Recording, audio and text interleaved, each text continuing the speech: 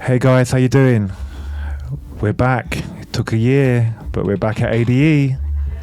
ADE 2024 with Saturday Night Experience. Lost in the rhythm, connecting the dots. Feels like Friday. I mean, I don't know. We said we were going to come bigger and better, and I think we delivered on that, really. If you've not been checking out the live streams, then, I think you'll probably find them somewhere. I don't know where they are right now. They're probably on this hard drive. But that's not what we're talking about today. For the uninitiated, my name is Rob Coley, aka Revolution London. Over here we've got ThiThi, who is my able assistant. She follows me around and puts me in trouble all the time. And today, right now, in the room, we have Miss Juliet Mendoza. Now, if you don't know who Juliet Mendoza is, I mean, I don't know what you've been doing. You clearly don't live in LA. But yeah, we're going to learn about Juliet Mendoza today. Dope as fuck. Soulful house, beautiful house, amazing DJ. But we're just going to warm up, right? So yeah, this is the first of, I think, 3 interviews that we're doing over ADE weekend. We're kind of here at Feed Amsterdam. They've been super nice to us again this year. Big up Feed. They've completely redone this room. If you look at the videos from last year, it's kind of a different composition. But I'm feeling this one, right? If you're a DJ and you need a radio room in Amsterdam, I feel like this could be nice. All different lighting. You see the decks over here? It's nice. Anyway, let's not ruin the sponsor. Let's start. Juliet, how are we doing today? I'm doing great. Thank you for having me. This has been amazing. It's been a great experience. What, just this thing here, or just being? Literally. This space. You're talking about the space. You're talking about just growing and doing all these different things. And the space, number one, is beautiful and it's very welcoming. And I feel that being able to have places that actually understand what you're trying to do as far as getting people together and growing community, it's a very important thing to have the right space. So yeah, that's why exactly. I'm like, it's so beautiful here. I don't know if you've ever been a Feed, but it's really beautiful here. So yeah, Simon just completely gets it right. They've got, again, this is not a sponsored broadcast. I know. But if you ever come here to Amsterdam, amazing food, amazing drink. They've got a booth downstairs. They've got beautiful custom speakers. They've got this radio room. It just works for what we do, right? And yeah, just to full disclosure, Juliet DJ'd with us last night. She smashed it. Lost in the Rhythm record label launch, of which I am the guy. So again, not sponsored, but it was just super nice. Juliet, so this is your 5th ADE? Yes. Yeah. Okay. When did you first come to Amsterdam? Oh my God. It was in 2014. So this is your 10th anniversary? No, because I've hopped around, so no, I know, but this is 10 years since, right? Yes. What was your first? Talk to me about your first ADE. So my first ADE experience was a combination of a couple of things. I came out here with some friends to do some dance things and to meet some people, and then found out about ADE as well. So it ended up being a combination of also meeting up with different people from the scene. And the first year that I went, I had a bunch of these huge goals or dreams of meeting certain people in the scene. And my friend from LA was like, yo, you need to go see, Louis Vega and meet so-and-so and da-da-da. And so it was just this whole thing of just running around. Mm-hmm. And I met so many amazing people that are now friends for life. Yeah. On my first trip. And it was I was running around solo for a bit because I was with a lot of dancers, and so the dancers were kind of doing the dance thing. Mm-hmm. And I was out running around chasing the music stuff. Yeah. And so my first time at Rush Hour, I had a bunch of different people tell me where to go and what you could see and people to go meet. And Rich Medina was actually one of the guys that was yo, when you go to Amsterdam, you definitely got to go digging for music, you know.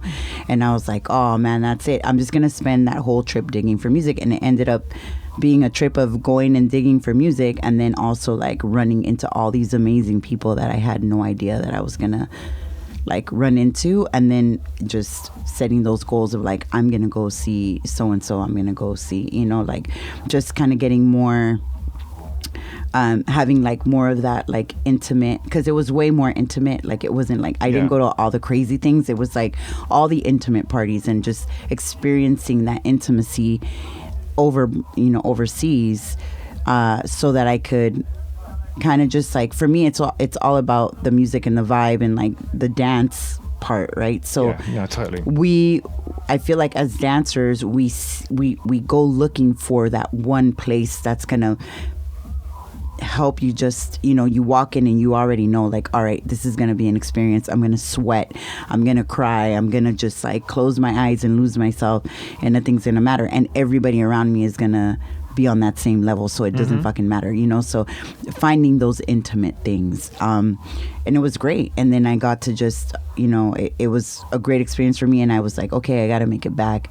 And so I started making it a thing, but then having these other goals as I came back.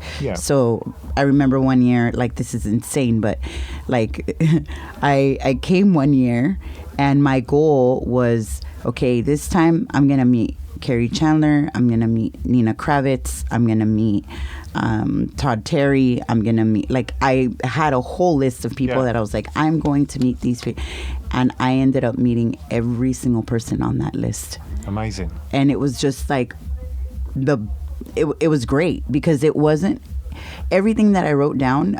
Every person I met, it didn't happen in the way that I thought it was going to happen. In my head, it was like, okay, I'm buying this $200 ticket to go see Nina Kravitz, right? I mean, that was definitely 10 years ago, right? Yeah. It's not $200 now.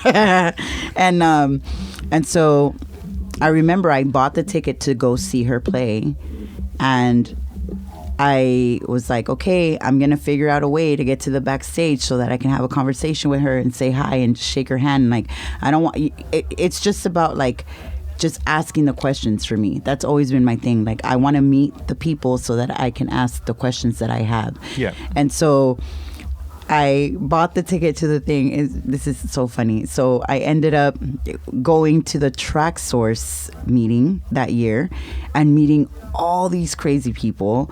And I was with my boy, DJ G from Brazil, and we're running around, and then he introduced me to Ross Soul from Chicago. So like, you know, Love Is You, Ross Soul.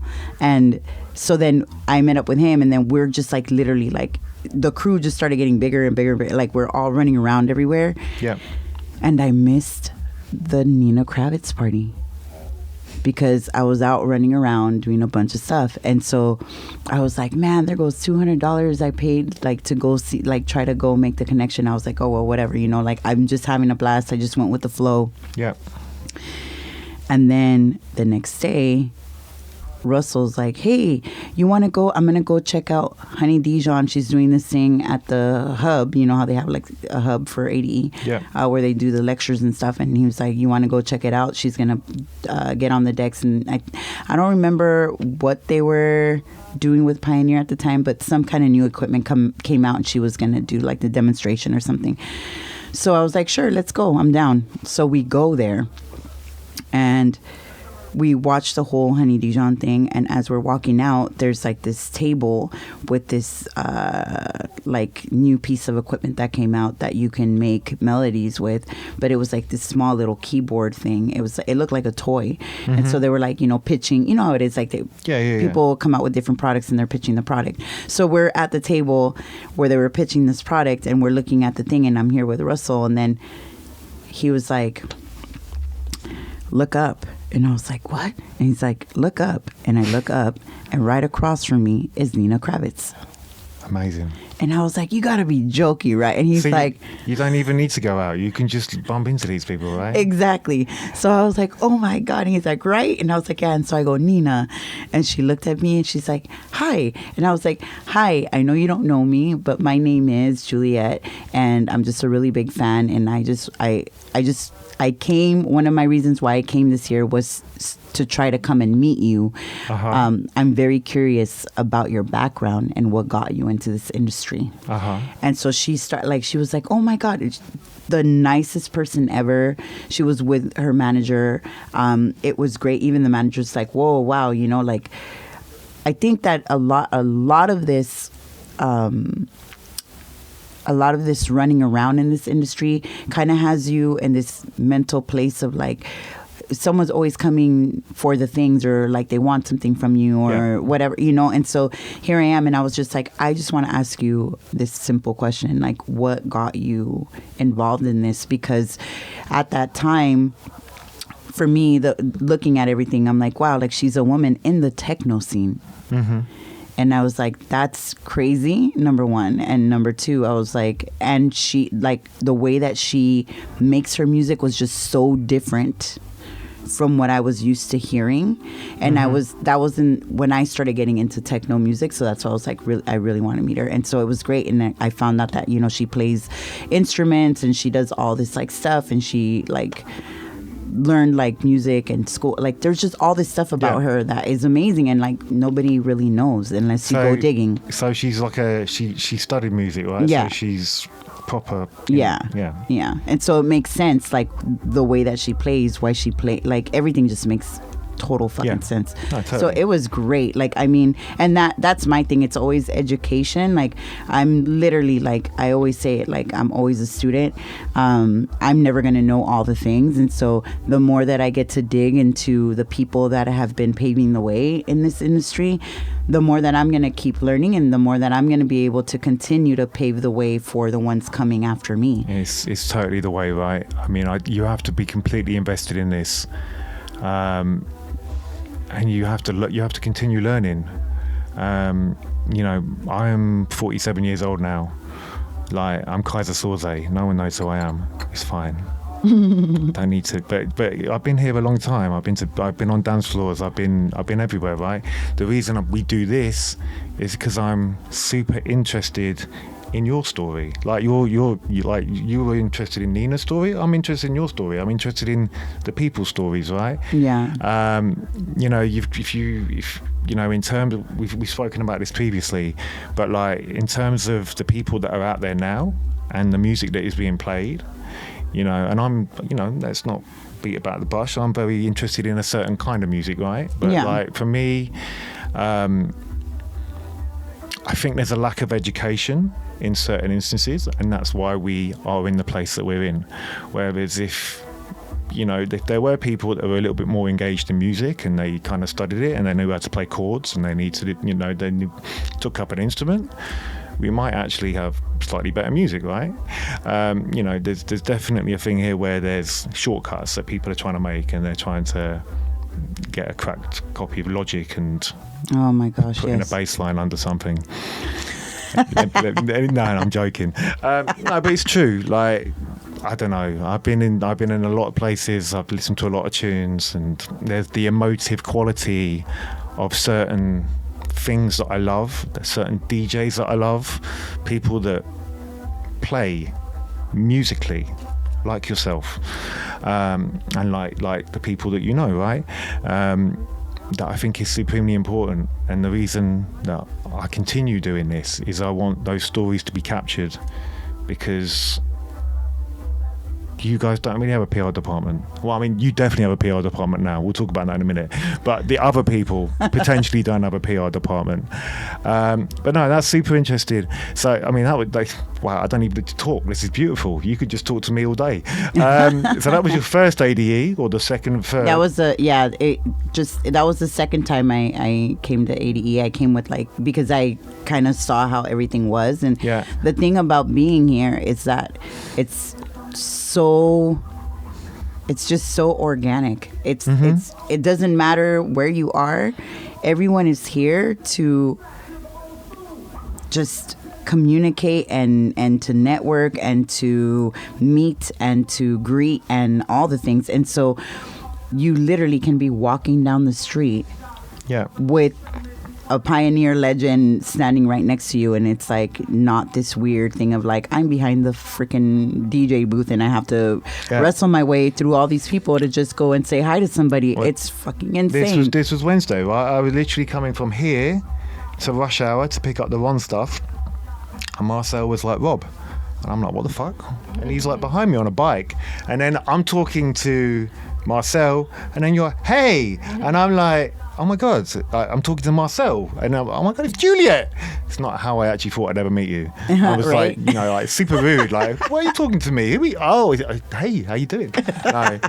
But no, it is super, super, super crazy. From my side, this is the second time I've been to ADE.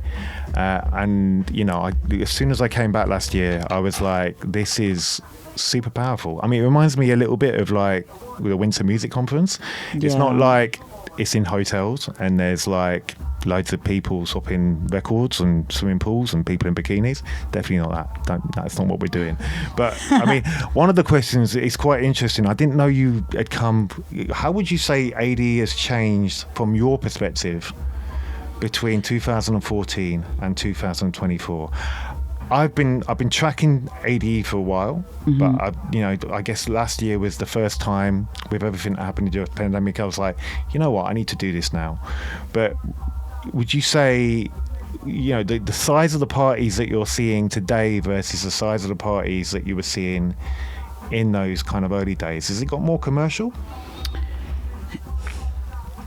So I think for myself, the way that I see it is that it is expanding for sure. It's getting bigger because there's more people now. There's, this whole thing of presenting certain things, I think that social media made everything expand into a whole different realm. Yeah. And there's no say so you just have to go with the flow. It doesn't matter. Like, it's just everything, the monopoly, the corporate part of everything it's gonna do what it's gonna do. So either you follow what's happening or you decide not to do anything and just not be involved at all. And so that I feel that it has changed in the last 10 years as far as like now. Yes, there's goodness gracious, I told somebody today, I was like, I think I need 12 of me. Yeah. So that I can be in 12 different places at once at this point. Or you need a bike. I mean, I've been ran over at least 5 times today by a bike. Yeah. I'm just like, the bike thing is just, oh my God, there's another bike. Jesus, what are you guys doing? Yeah. Even the whole thing, like what we've been hearing right now, like I've never heard of 3,000 people stuck at an airport trying to get through customs to get to 80. It's gnarly, like the amount of people that are here right now.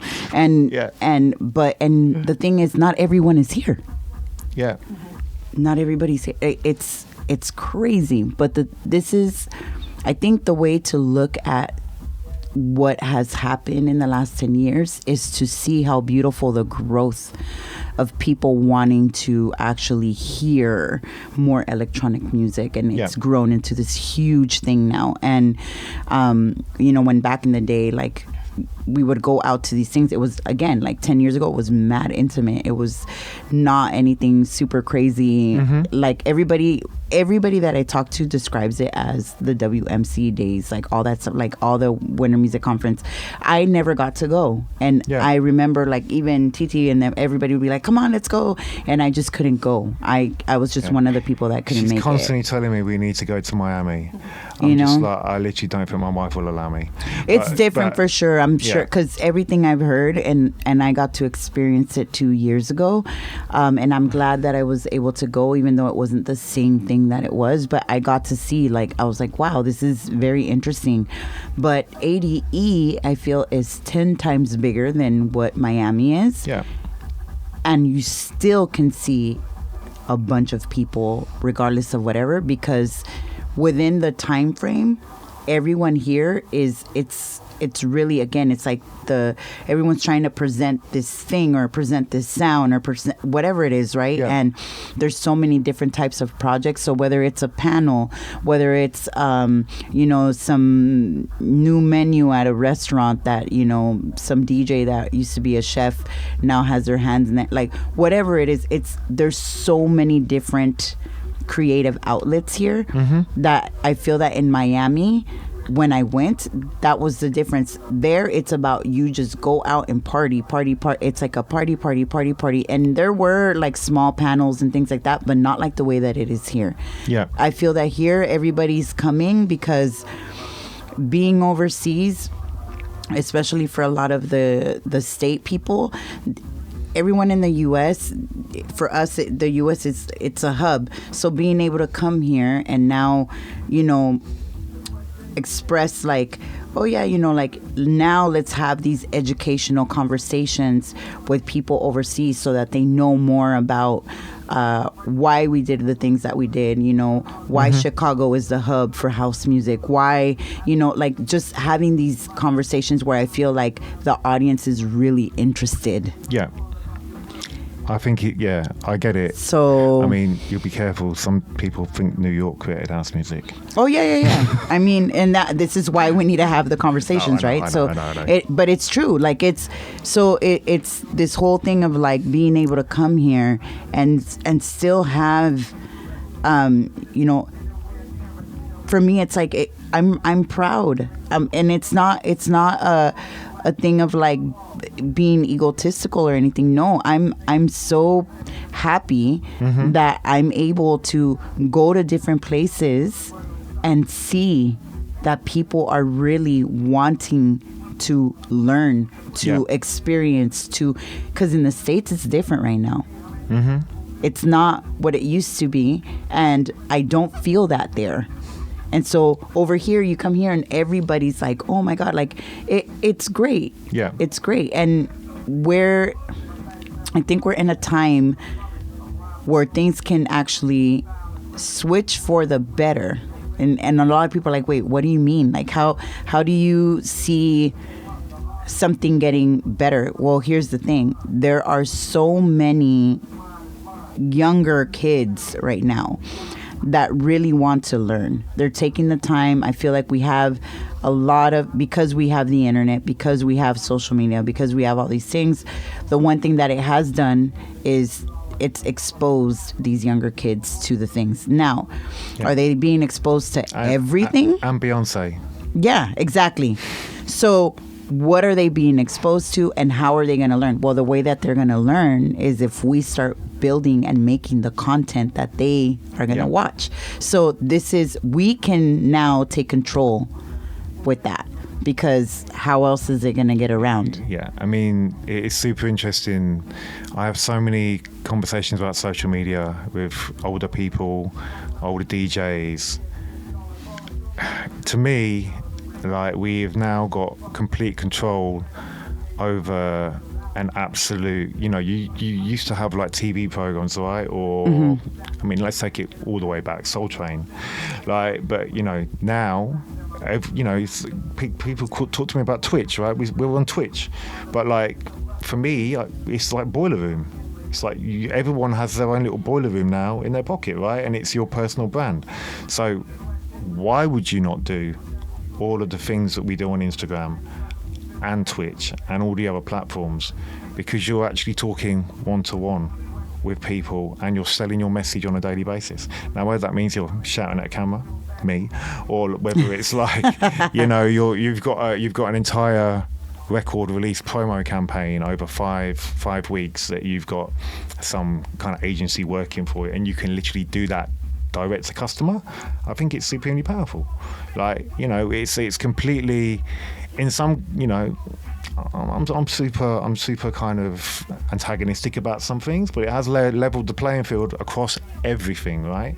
And I think for you not to be doing that, or at least understanding what is happening right now, you're completely missing the point.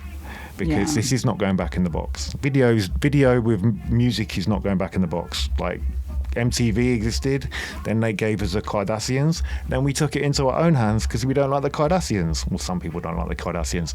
Now we can do video our own way, and we can, you know, why put it on Mixcloud when you can put a video with your music and make it more engaging? Yeah. You know, and at the same time, it exposes random people to your brand or yourself if you haven't got a brand.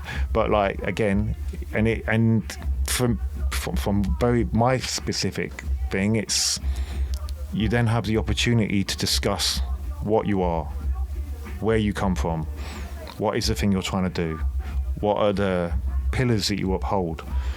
You know, education is definitely one of the things that I'm super interested in. That's why we do these. Yeah. But yeah, no, super. Yeah, sorry.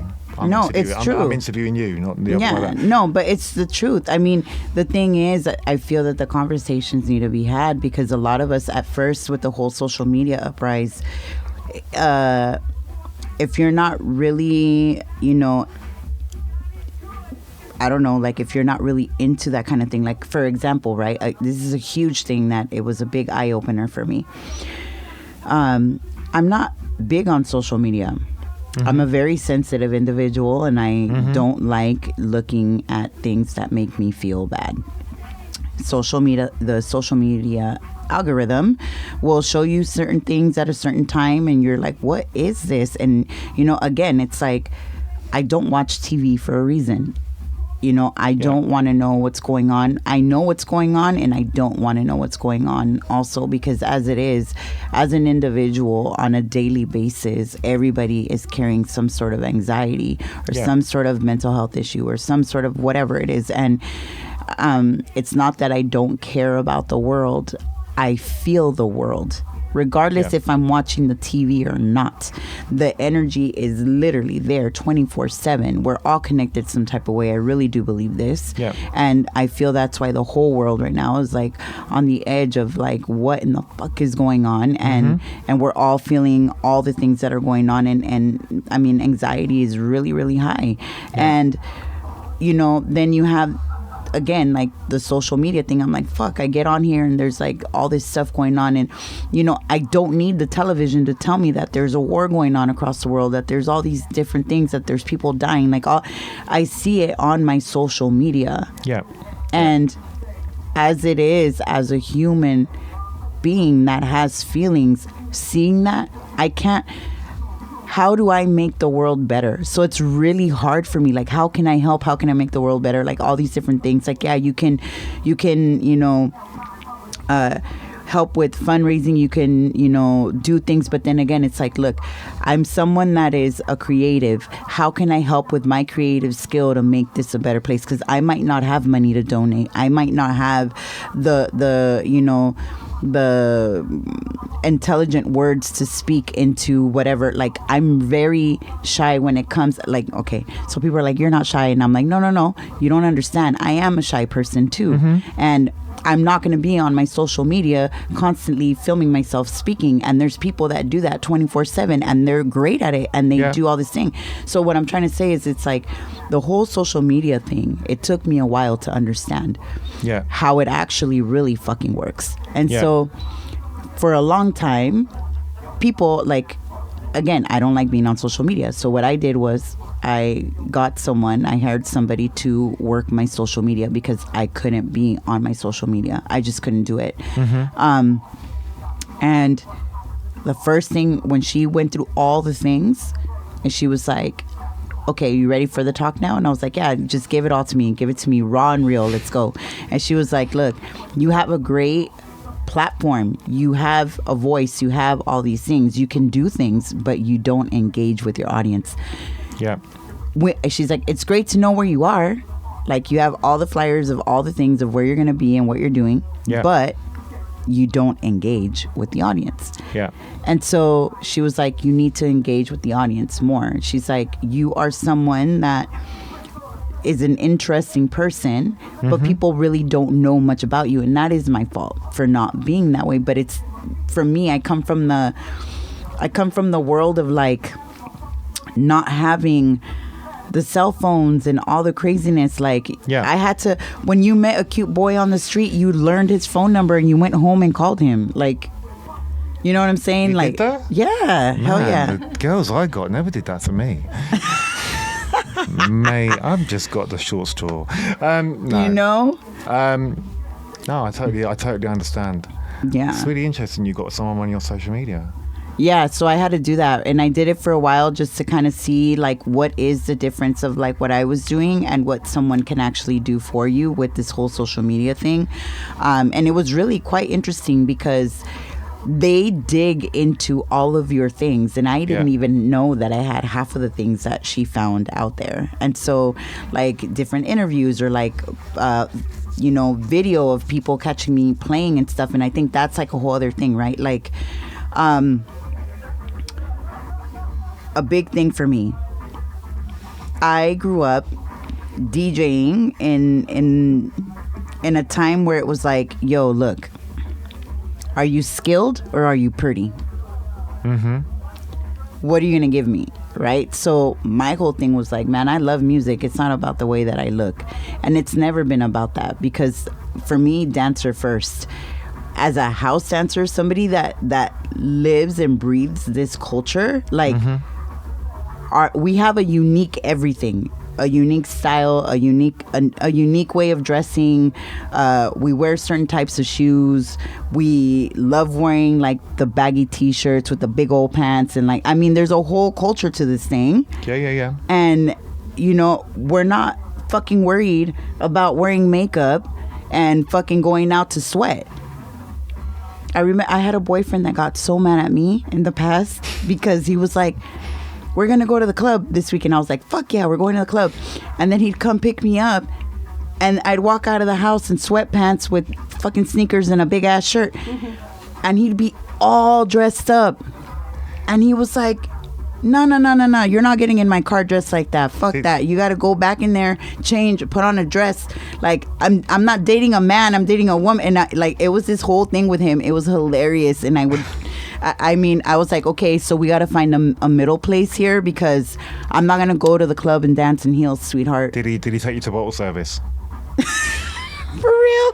No, it wasn't even bottle service. Like, you know what I mean? Like, he was a dancer too. He loved to dance. He would boogie, but he loved to that was his thing. His background, where he comes from and all that, like, he was like one of those dudes that really liked to dress up and feel good about himself, and there's nothing wrong with that, but I had my own style.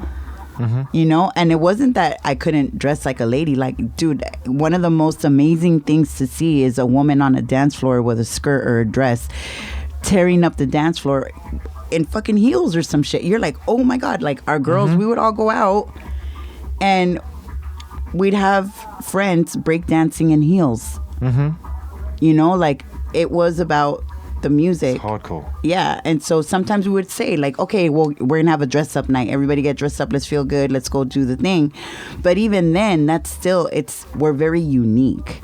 So it's a lifestyle thing. But yeah, it's funny to me, like all the different things that we do with this culture. It's just crazy to me. So I don't, oh my God, like now I went on this rant and I don't even remember where I began. It's fine, we've got 2 hours, let's carry on. God. But yes, you know what I mean. No. Social media, like, the clips of you. Oh, yeah. So like, okay, thank you. So the reason why I was bringing that up is because I was used to, we grew up in that world where we would go out and dance and do the things and be in the cyphers and do all this crazy thing. Like, we have some amazing memories of the things that we've done in this whole time of the things.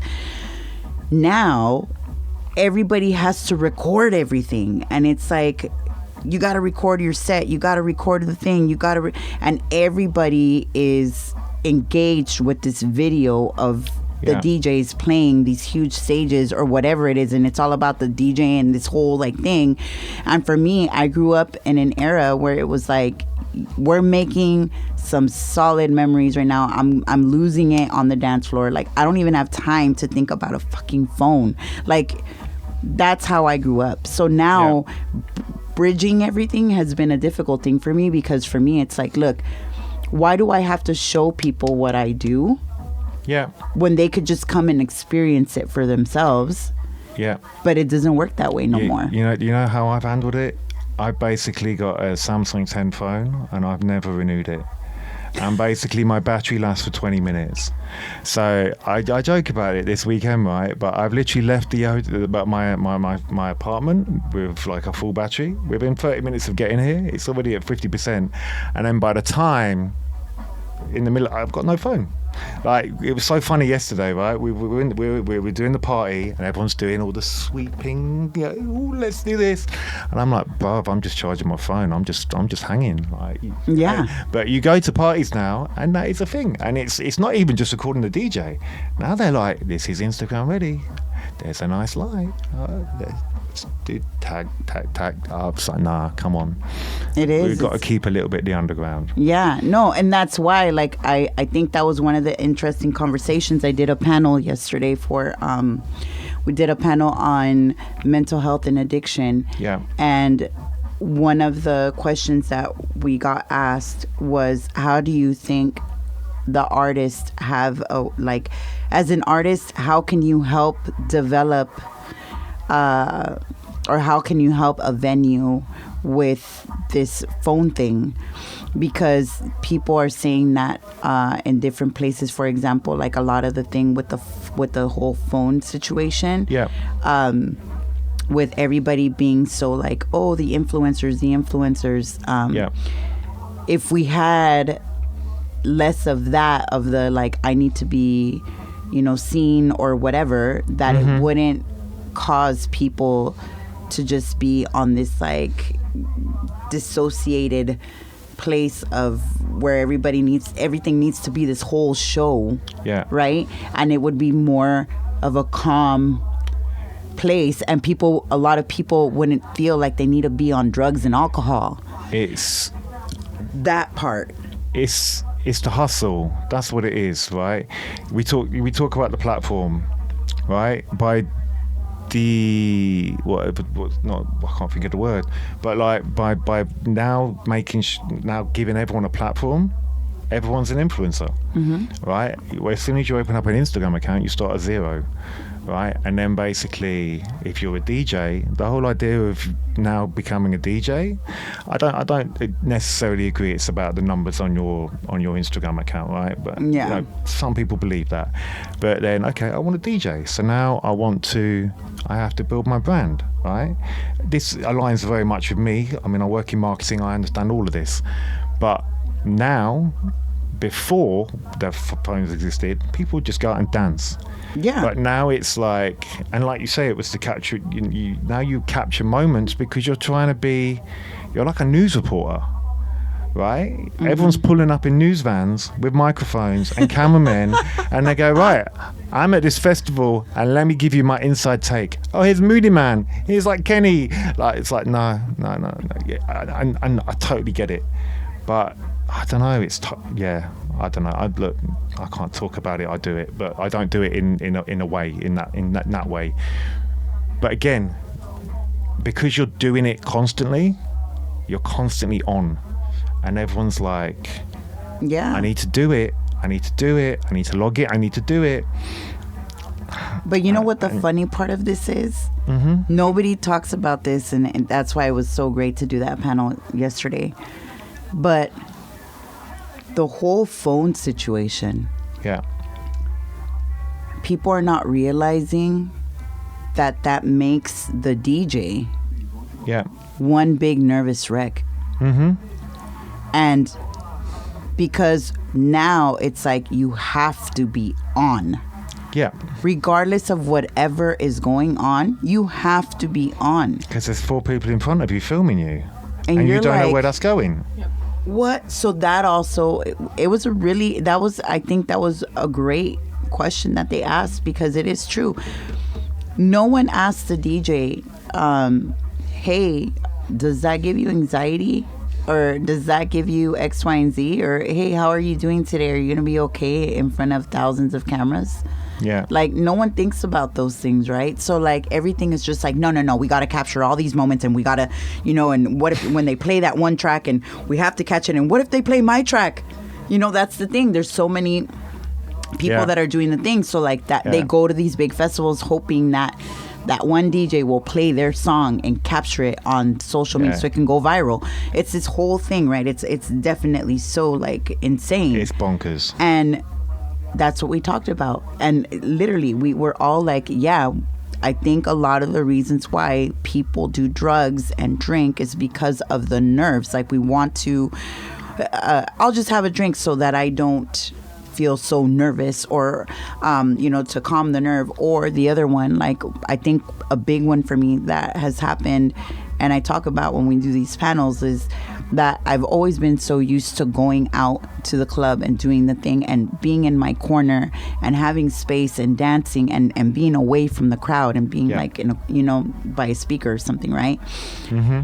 And now that the roles have switched and I DJ, it's like you walk into a room, you don't know who's there, you don't know who's looking at you, you don't know who knows you, you don't know who's gonna come up to you, and you literally, as the moment that you walk in, it's like, I have to listen to jazz and R&B music before I go play a gig, because it puts me in a calm state of mind before I walk into something that's you don't even know what it's gonna turn out to be. Yeah. And so you go into this thing, and the minute you walk into this room, if you're like me, you're gonna literally start to have some anxiety, and then you're like, oh man, and you start to have all these like weird things running in your head, and then I'm like, damn, like, okay, am I cool, am I good right now, like, is everything chill? And then depending on where you go and things like that, like every single environment is different.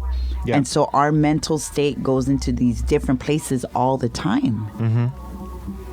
And then that'll be like, oh yeah, I feel like, so like, how do you say, like the oddball here or whatever. And then I'll just go get a drink so that I can tie myself into the whole social aspect of things. Like, yeah, I know. So it's just, there's so many things that I feel need to be talked about. But it's not a baby powdered dance floor.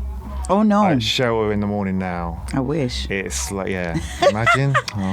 I mean, we could, but that's the thing, right? So we're having these conversations because people are having these conversations in different places, and I feel that people are becoming more aware of things. Yeah. And again, having the platform to do these types of things and have these conversations and have these interviews and have this more educational type of like conversation, it's amazing, because then people get curious. I mean, look, right? I mean, you're talking about people filming you and you're becoming anxious, right? And people are coming to see you as a DJ. They don't even probably know that that's happening, right? Because they're thinking about themselves. Yeah. Right? But they're not self-aware enough to go, you know what? If I do this, it might really piss somebody off. Like, because they're just like, I need content, and it's twisted. But let's leave that bit there, because I feel like this is a whole podcast series. It's insane for real.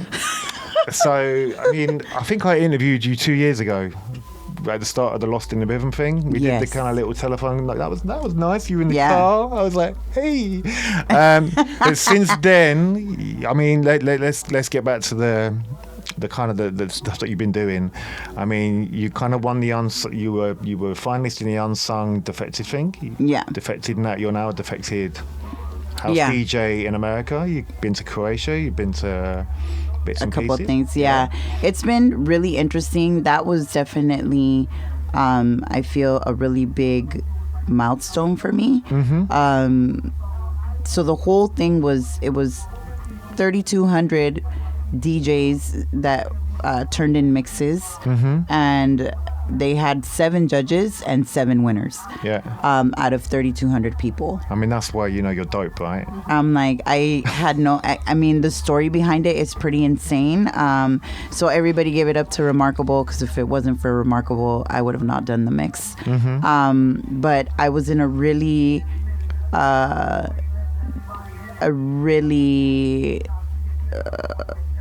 I don't want to say dark place, but I was in a place where I wasn't happy. And being a new mom and going through all these different things, and after a pandemic, and I mean, it was insane. And being pregnant during the pandemic, like I went through so many different emotional changes, and I'm not the only one. Like, so many people did, right? Like I feel like a lot of people had to face a lot of things that we probably don't want to face, and I was just in a place where I was just kind of like, I think I'm just gonna give up on everything, and I don't think that I want to continue DJing.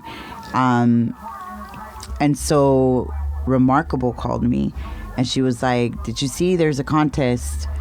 You should do the contest." And I was like, "No, I'm good. I'm good. I'm cool." And like, "No, you should do it." And I was like, "Nah." And she was like, "All right, whatever." And then she called me again the next day, and she was like, "Hey, so did you do the mix?" And I'm like, "No, I didn't do it." She's like, "You should do it." And I'm like, "Nah, I'm not gonna do it." And she's like, "Okay," and then she'd call me the next day, "So did you do the mix?" And I was like, "What the hell? Like, no, I didn't." And then she's like, "Okay, I'm just saying you should like do it." And it was a great conversation, and I ended up thinking about it, and I was like, you know what, it's not gonna hurt me, fuck it, let me just do it. And I was like, I remember the day, so it was one day left to turn in the mix, and I remember I put my son to sleep, and I was like, okay, before I go to bed, I'm gonna do this mix, and if it comes out, and I turn it in, and if it doesn't come out, then it wasn't meant for me to turn it in. So it is what it is. I have 24 hours. Yeah. Did the mix. It was very personal because of the way that I was feeling, right? And and I remember I did the mix, and I was like, here goes nothing. And then I went on to the link and answered all these questions. I mean, it wasn't just turning in a mix. Literally, like, they had a bunch of different questions, and they really wanted to like find out about who these people were that were turning in these mixes and stuff, which I thought was great. And turn in the mix, and I was like, okay. And then I just let it be. Like, I just turned it in, and I was like, if I made it in, I made it in. Because it was funny. I clicked it and sent the thing, and then the next day, my friend calls me, because there was still a little bit of time left to turn in the mixes. Yeah. My boy calls me, and he's like, I can't get my mix to go in. Did you send a mix? And I was like, what? I go, yeah, I did last night. He's like, I've been trying to send my mix for the last 2 hours. I think the link is broken. And like, it was just insane. Like, all these different conversations, like, it was insane. And so yeah, it was like, okay, I think I turned it in at the right time, at the right, like, it just kind of all like spiritual. Yeah, and then I just forgot about it. It was a good mix, though. I remember it. I saw the post of it. It was a good mix. Yeah, and it was like, well, it was a whole thing to do it, actually. So the mix that I turned in, the one thing that they had us do was you had to keep it private. It wasn't they posted it after the fact, no? No. Oh, it was a different one. Yeah. Okay. So first it was one initial like mix, not a video mix or nothing. It was just a mix. Yeah. And then from there, if you made it to the next round, then you had to do a video mix. Right. Right? And then from that, there was one more round when we had to make another video mix. So they're testing the optics. Wow. Yeah. And I think it was also about like, well, let's see what their sound really is. Like, let's try to figure out who this person is. Yeah. With sound as well, And so it was just really great to I mean, I remember I was like, what the hell? Because I forgot about it. I just turned it in and forgot about it. And then I forgot where I was, and my phone starts going off. Like, it's just like bling, bling, and I'm getting all these text messages, and then I'm getting phone calls, and I'm like, what is going on right now? Usually my phone is so quiet and silent, and like, I'm just like, okay, whatever. And congratulations, oh my God, blah, blah, like, you did that, and I was like, did what? Like, what the hell did I do? And I was like, oh, this is some social media shit, like, let me go click on social media. And sure enough, there's a bunch of things, and it was that they had announced the shortlist. The first list. And I was like, oh shit, this is crazy. And yeah, and then that just, I had to get, I was like, now I got to put my big girl pants on so I could like continue this whole thing, because it didn't stop, you know? Yeah. So it was quite interesting. And it also showed me the type of community that I have behind me that supports me, because there was a lot of things that I needed to do that I didn't have access to. And even like ThiThi helped me out with like, oh yeah, like let's get you a webcam, let's do this, let's do that. Like there was a lot of people that were involved in the process of this whole thing. Like that's why I always say like, this is not just about me. This is not I don't think I was placed here to be this person that is like, look at me. Like it's not about that. I literally do this because it really helps me stay afloat. It helps me stay grounded. It helps me with my mental health. It's always been therapeutic for me. So I want to go and get lost, you know? And I know that I'm not the only one that feels that way. So when I do it, I'm giving you the medicine that helped me. Yeah. Right? So that was a great journey. Being on Defected has been great for me. I've had a lot of different experiences. I've been able to go to different places in the world I've never been to. Like, it's just been a very beautiful journey for me. And I know for everyone has different journeys. Everyone has, you know, different things that will fall into your lap at the right time and align for you. Everyone has their own story. So it's been great. And then now I've been able to play with a lot of people that I've looked up to for so many years. Definitely, you know, like playing with Dennis was always, I mean, I would have never thought that I was going to play with like Dennis, you know, but that's been great. And just having these moments with these people that I've looked up to have been insane for me. Like being in Croatia with like everybody there in one space and like seeing, you know, like Spin and Louis and like Kenny Dope, and then like, you know, having like Honey Dijon and Kink and like, you know, Luke Solomon and like all these different, and I'm just like, what is this? What is this? Like, I would have never thought. It's your life, Juliet. It's your life. I know. But it's the thing of like, like I think I'm recognizing a lot of things about myself too with this journey. And I've always been so like, I always put others first. And that's just been the way that I grew up. Like I just, you know, and now everywhere I turn and I go and I do all these different things and I look back at all the things that I've been able to achieve, it's like, wow, I can't even believe that I've gotten to this place. And now there's different people that see me and they tell me like, hey, sweetheart, you're an amazing person. You're super humble and kind, but it's time that you give to yourself. But the reason you've got into the situation is because you put people first. Yeah. First. And I think that's super important. Yeah. And I don't think people understand it. No. Because you know, I don't know. Anyway, I'm not going to go too deep into it. But I think if you give to people, that's why you have your community. That's why the things that have positively affected you have ultimately they've pushed you towards that goal. In my mind, I mean, I've been on your Instagram. Wait a minute, I'm not talking to the microphone, am I? I've been on your Instagram, and the love that you get on each of your posts. Like some people just did the little fire emoji, right, or the little hand clap emoji, but people actually they engage with you. They fucking love you. Yeah, and that's a big thing too. Like I take my time. Sometimes I might not reply right away because I'm running around. I'm a single mom too, so I have my toddler. I'm running around doing all the things. And when I have time to sit down, this is again the thing of like, how do I put myself first? Where a lot of people are like, you need to really like start to put yourself first. And it doesn't mean to be selfish. It means like you need to, the self-care is real as fuck when it comes to all of this. And instead of, you know, having an extra hour of sleep, I'd rather answer the people that write me messages. Yeah. Because it's important to me.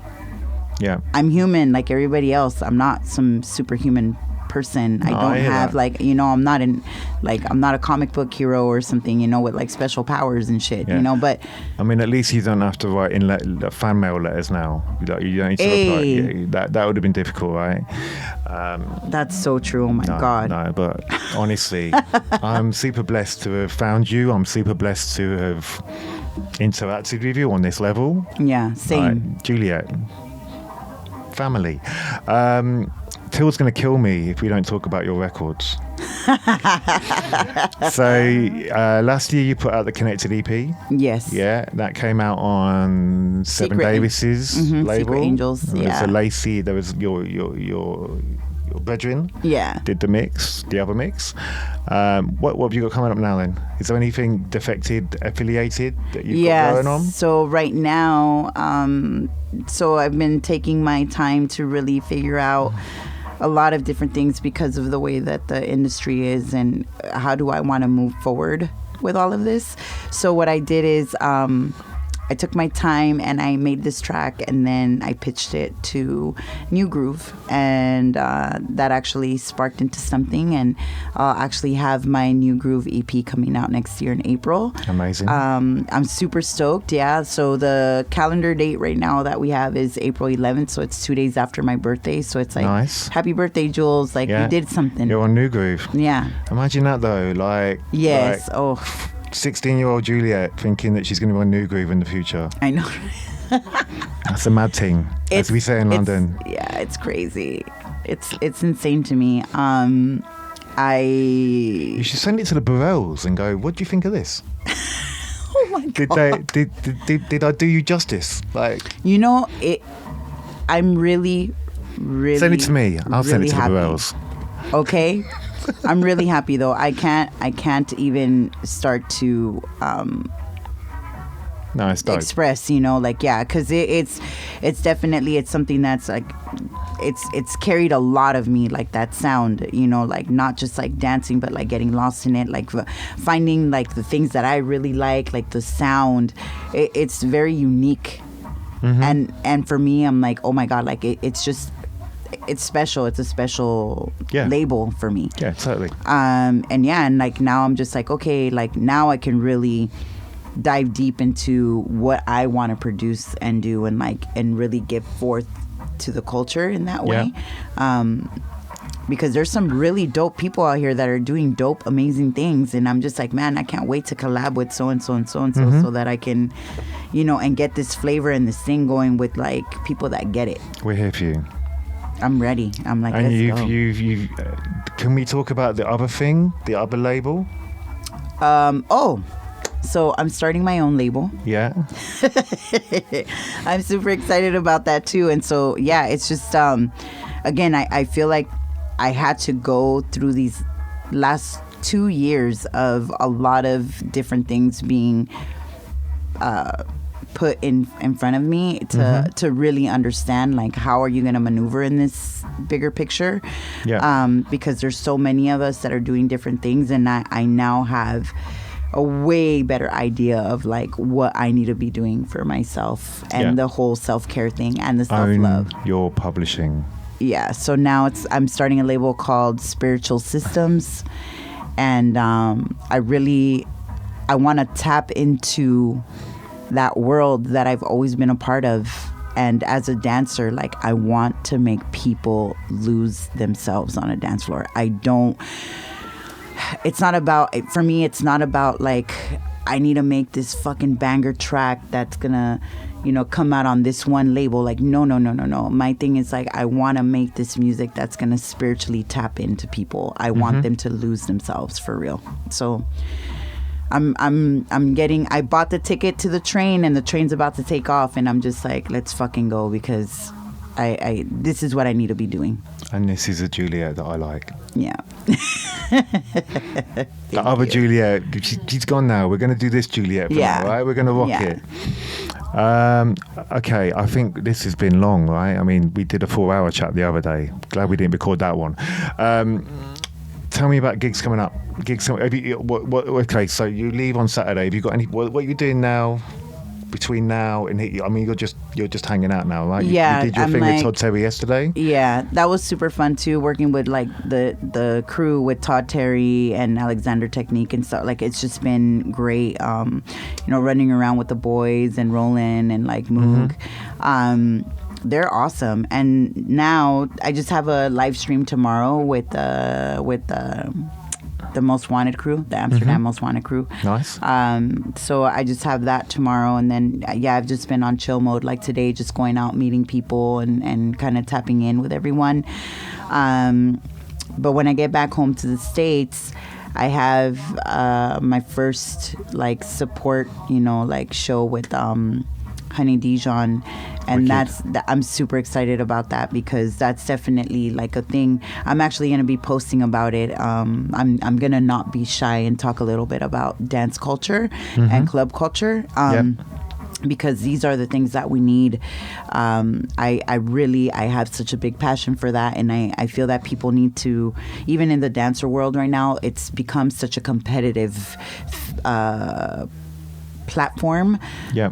When we used to just, for even the competitive dancers around the world, like we used to all meet at the club and dance, and it was all styles of the things, like poppers, lockers, break dancers, house dance, the whole nine, right? But it just creates such a different vibe between everyone. And now the dance world has become a very competitive one. So it's more about like, let's go to the competition, let's go to the competition, let's go to the competition. And it's like, holy crap. So you're not having the conversation. And the club, like this whole, like the clubs are dying and this whole fucking thing. Well, yeah, like there's this whole thing that's missing. Everyone's standing around. They're not dancing no more. Where the fuck are the dancers? Like, what's going on? Well, there's very few people that play dance music, right? I mean, shit. That's why. So this is why I'm like, this is a great opportunity for a lot. Like, I really want the LA dancers to show up for this, because that, for me, like that, whenever I play in LA, I want my home, like it's like my security blanket, I guess you could say. Like I need my vibe, my tribe, my whatever, and that's just the perfect place. Like, come on, fucking Honey Dijon, like she's gonna throw down. It's gonna be a fucking clinic. The whole fucking time that we're there, it's a fucking clinic. And then you have Heidi and you have Masha Mar that have also been very involved in the scene and have their own parties and have a huge following and community, and they have that because they do certain things. So it's like, come on, how are you not gonna not be there? So yeah, I'm gonna throw that out there too. But yeah, sounds, I mean, if I could fly to LA one day, we'll do it. But I'd love to just, like, what's the place at JV, the Pride, not the Priory, what's the After Hour, the End Up, or I can't remember. Where's the one that Koflo and JV did, which is like ends in a what? Anyway, I'm derailing the interview. I can't remember. It's okay. But it might be in San Francisco, like actually. Dancers party. Huh? You're saying it's like a dancers party? It was a dancers party. It's like a Saturday outside, I think. Oh yeah, the one that they do outside. Yeah, that's been amazing too. Like, that's what I'm saying. Like, we don't. The only party that I feel that is catering to that in LA is Soul Source. Right. And that also is a branch from having these house sessions, practice sessions in Los Angeles, open house. And it's, that's the thing. It's really funny because there's a lot of people that are like, man, there's no soulful music. There's no this, there's no that. Like, we're all the dancers. There's no like dancer things here. And I'm like, no, it's just that you don't know who to talk to. There's a lot of things, but it's not, people, they come from all over the world to Los Angeles and they don't know where to go. And so they only see like the club. Like, you go on a resident advisor, you're not going to see everything because we don't always like post it. And that's actually our faults too, right? So because there's no social media person who understands, right? Yeah. So that's open house, and that's and Soul Source. There you go. You don't need to rewind. She's just repeated it. Go to LA, do the thing. One more question, then we're going to have to go. We're going to go see Kerry. Yes. Throw it down. Legacy, we're not going to do legacy. You're just coming. You're coming into your journey, right? In 10 years' time, we'll talk about legacy. But I know you're going to build your legacy. You've got this, right? Name one person that we need to know about. DJ, producer, someone that you're like, no, this person's fire, and I want you to go and find them right now and follow them. I want the Juliet Mendoza recommendation. Holy shit! Hard question. I mean, look, you know, it's not competitive. It's not like someone's going to come into your DMs and go, "Why don't you shout me out?" No, but I'm just no. Tell you me know one what person. it is? It's because and blame me. There's a good pocket. English. There's a good pocket of people right now that I feel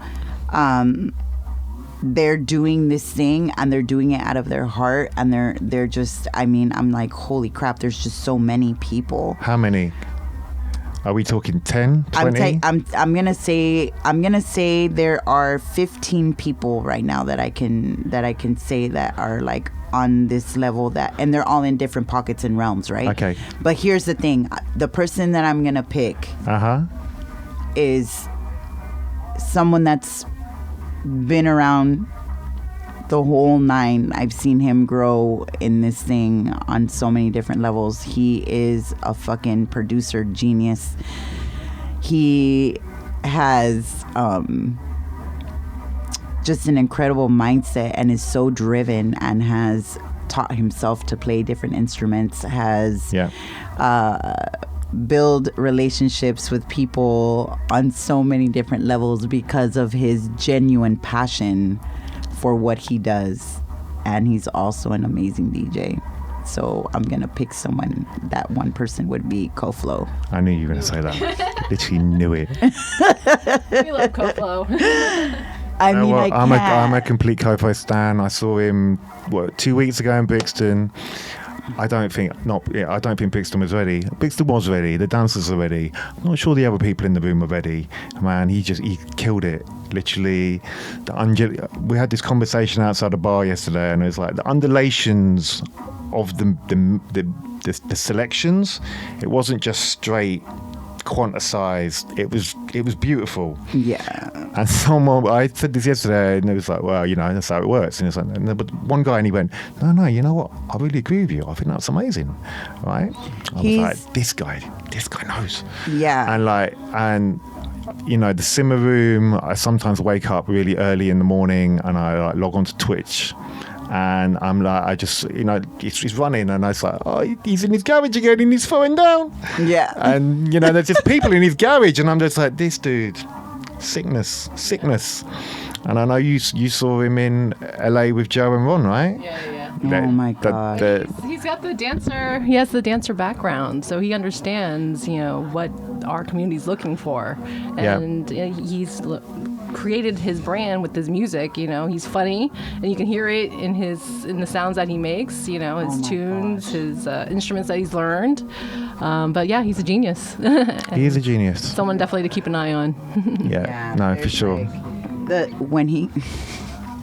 I told you this the other night, but like, people don't understand like his journey, just being around this whole thing, man. It's been insane to me.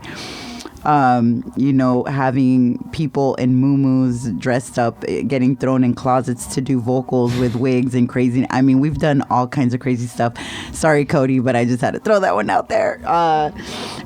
Yeah, just to like, you know, goofing around, playing around, to like his seriousness of where he comes from, when it's like, okay, I'm gonna be able to remix this one track that fucking did some shit for me, and I'm gonna give it my fucking all. And seeing him translate what he felt on a dance floor into the music. People don't think about that shit. And that's what hits me in the heart. It's the difference, right? A producer that dances, a DJ that dances, knows the vibe. Yeah. You know, and when your big uncles, Joe and Ron, call and say, do you want to put a record out on our label? You're kind of like, yeah, that's the thing. That's the thing. I got so much love for Cody. Yeah. Thank you. You're welcome. Thank you. No, seriously, thank you. Yesterday, super cool. Today, super cool. Yeah. You're a real one. Thank you. That's kind of scary. You are a real one. I only fuck with real ones, you know. Like all these other people, I'm like, I'm all right. I got space, but you're on the outside. So yeah, no, I appreciate you spending some time with us. I appreciate you coming over to ADE, not because of me, obviously, but just hanging out with us. We will be doing another couple of interviews. So if you're watching us on YouTube, I don't know, explore the YouTube. There'll be other stuff there. I can't. They're not confirmed at the moment. People are they're running around, and we're like, can I get a time? I'll tell you tomorrow. But no, definitely we'll be popping up. Thank you, ThiThi, for being here. Ori is around as well. So I think tomorrow we are definitely interviewing Kid Sublime, and there's a couple of others. So maybe Ori will be in the building, and we can work it out. But no, we are definitely Saturday Night Experience. My name is Rob. This is ThiThi. This is Juliet. We've got lots of things that we're working on in the background. You might just see this thing. We're a little bit inconsistent, but I'm telling you, we'll get a little bit more consistent, and then you'll be like, "Boy, okay, I see what they're doing." Yeah, you know. But no, like I say, we're here. We're doing the stuff. We're capturing voices. We're here for the culture, not in the way that other people are here for the culture. We're actually here for the culture, and it's important that we continue to have a voice in what is, I think, a scene that, doesn't always speak with the same voice. Yeah. And, that's what we're here for.